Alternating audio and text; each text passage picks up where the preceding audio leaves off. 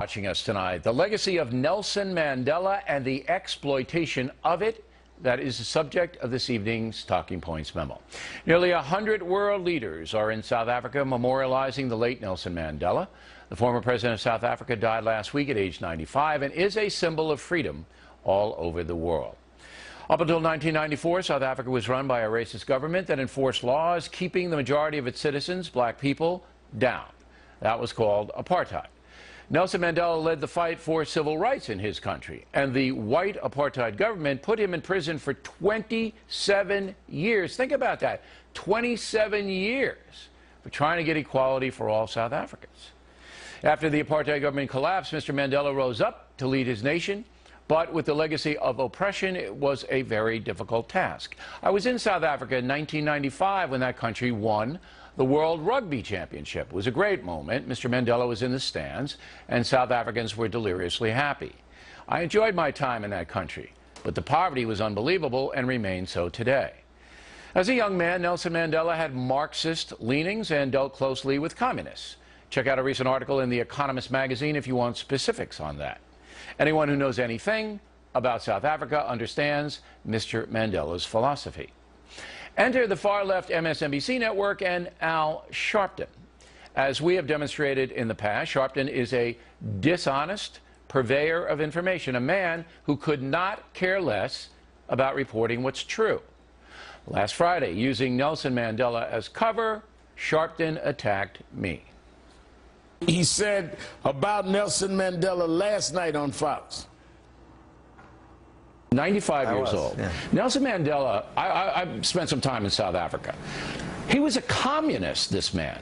Yeah. He was a communist, all right? This is not in the 80s. But don't you wonder where it was in South Africa? It wasn't like he was hanging out in Soweto, that Bill O'Reilly, I'm quite certain.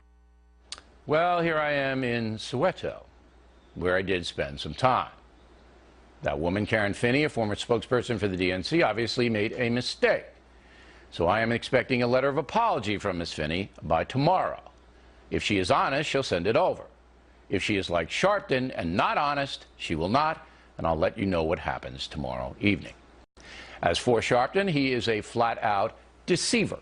Here's what I actually said about Mr. Mandela. 95 years old. Yeah. Nelson Mandela, I spent some time in South Africa. He was a communist, this man. Yeah. He was a communist. All right? But he was a great man. What he did for his people was stunning. The sacrifices that he made. He could have repudiated it and got out of that prison. He wouldn't do it. So I can see that Sharpton cut out all of the context, as he has done many times before. Now, any other commentator on national TV would have been fired for doing that. But NBC seems to be afraid of Sharpton. The thing is, Sharpton uses the occasion of Nelson Mandela's death to dishonestly attack people he doesn't like. They don't come lower.